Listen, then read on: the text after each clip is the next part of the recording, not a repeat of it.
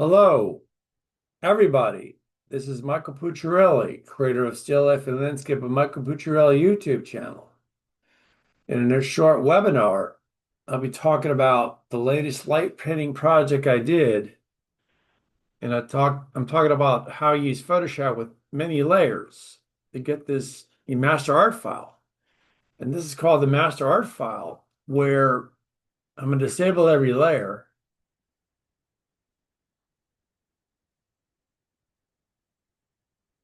And all these layers I'm disabling are separate copy from parts of the lighted part of the object from JPEG that I want to paste. In this webinar, I'm going to show you the special effects and some new features and how to get a shot like this.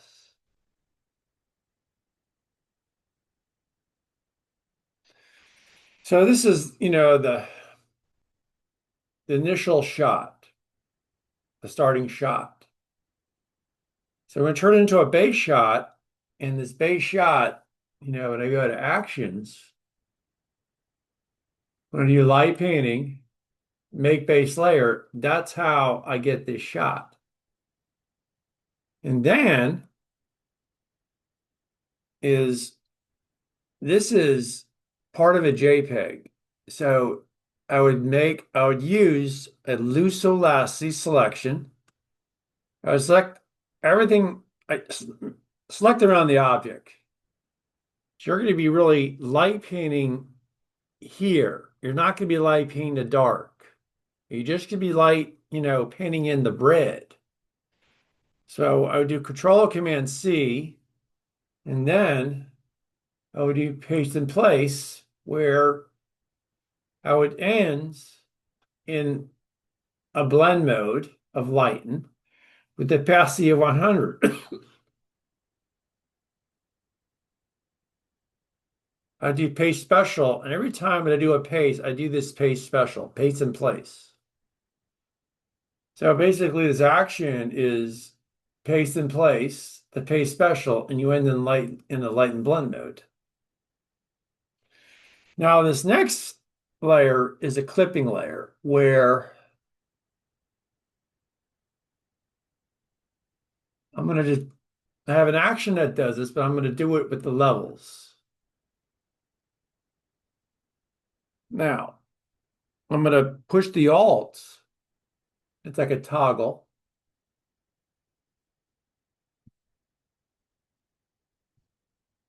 But and basically, it's just affecting the layer below it.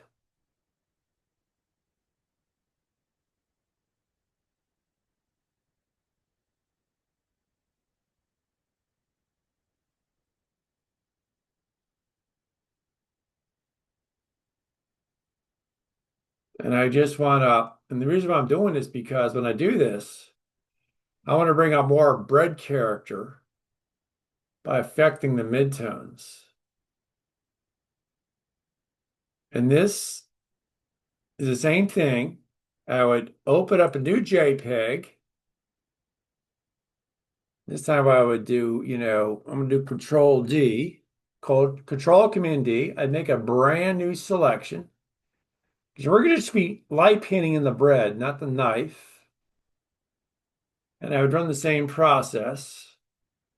And, since we're painting white on a black layer mask,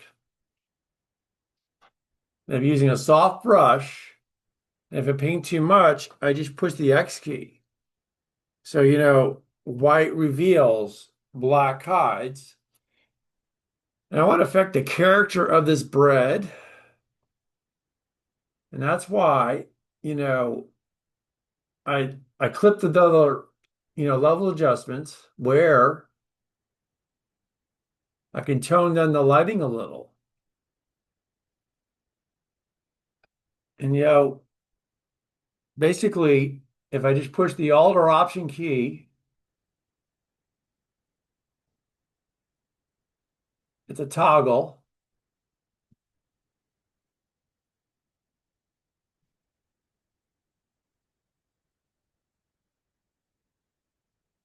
I'm going to push F12.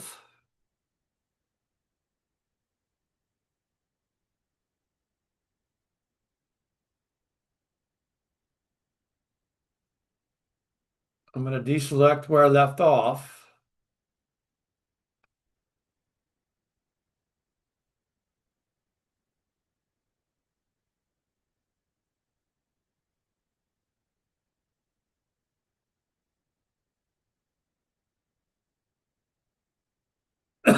So this is, just want to put a little more light character to the bread. That's why I clip, a layer mask.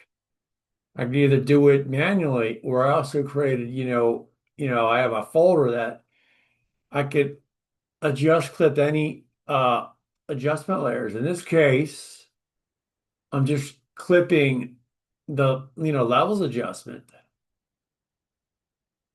So again, I would open up a new JPEG, I'd make just a loose selection. I'm gonna do Control D. Whoops.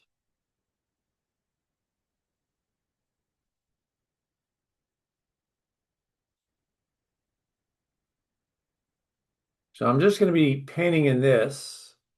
Do Control Command C, and then I do paste in place special and end in black, the light and blend mode.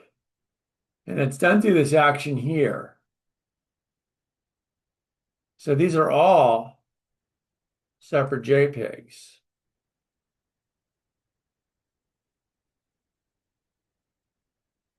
And I would just, I would open up a JPEG, I would select this and I would just paint it in, and that's all the rim lights. These are from other JPEGs. These are all separate exposures copied from separate JPEGs.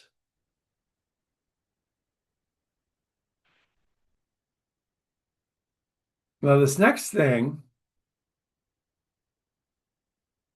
is from a Savage Edge light. So I'm going to open up.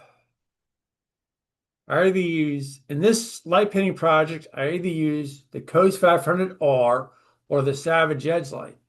The Coast 500R would paint the individual parts of the image, the coast. Now, the Savage Edge light would paint the background, the top edge, and the side angle kicker light. And this is, the coast light is great. It's called a lit flashlight. I recommend either E-Tac or Coast. It's great with the filter that you light paint the individual parts of the image. And then there's the Savage Edge light, or sometimes you use the LC500 Godox to light paint the background or something really big. I like to use those lights painting something light painting like cars and motorcycles, but we're talking about still life. I would use the bigger lights for the background or just the top edge light of the whole still life. So I would use the Savage Edge for the table. I'd use a Savage Edge for the wall background. And this is just a clone to clone out the wrinkle. And this is just I want to affect, I can make it lighter, I can make it darker. And then after I make as many adjustments as I can, I save it.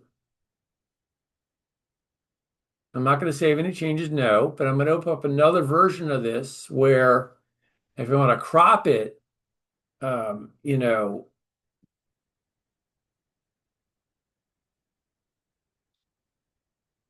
it's always good to make a backup of your master art files in case you mess up, you can get back to original. If you notice in this, photograph, I cropped out some of the unused, negative space and make it a stronger image.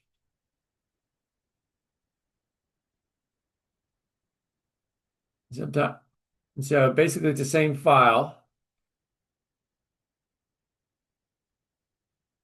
But since I decided to do more work to it, I decided to do Control Alt Shift.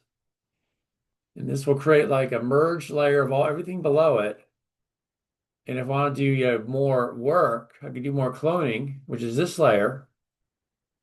And this is, an action for that. So this is another version. This is like See, this is called the crop version because I made it shorter. Now I'm going to talk about, the actions I use where I have filters where I spend a lot of time up here with other parts of my photography, and these actions, I use them in groups or I use them solo, separate. Then I have a brush action. A lot of times I just use, a soft brush when I light paints. I'll talk about the brush real quick. I'm going to talk about, let's see, so I use like man, not mine. Basically a soft round brush. If you look at the brush settings, the hardness will always be 0%. Spacing could be, less. I like to use 25%. It could be more, a little less. I could change the size by moving it. I could also change the size by pushing the right and French braces keys. And I just want to use a soft, round, simple brush for this. I have other brushes where, if I want to quickly, make the brush run the action, it'll quickly change the settings. Then my light painting folder, a lot of times I just start here and I do a lot of the work in here. I could also make group and I can do Control G, and I could do other actions in this action group. These are all my clipping actions where if I wanted to, suppose I wanted to clip everything, and I would just, I want to work around the color.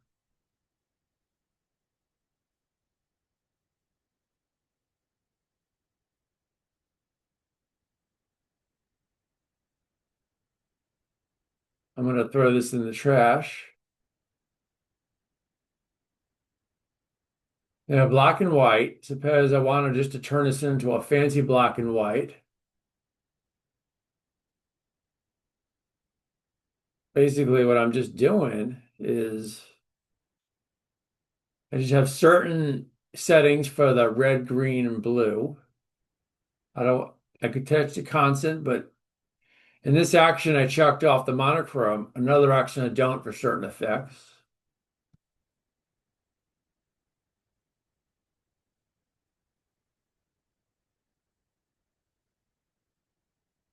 And then I have my commands where, hey, like select subject, I'd also do select subject up here, like merge visible save, flatten image. I could do the same thing here.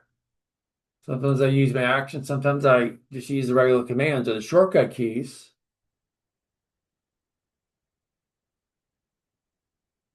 I have colors, I have white, or I could just use short keys or commands, menu commands. So I have my prompt action. Suppose that I wanted to run my saturation prompt. I click OK, that'd make some changes. So my single filters. Suppose I wanted, I'm going to push Control Z.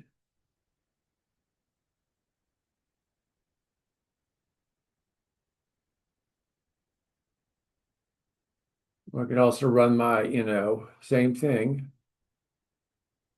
I'll click cancel. And design's a whole nother, type of photography.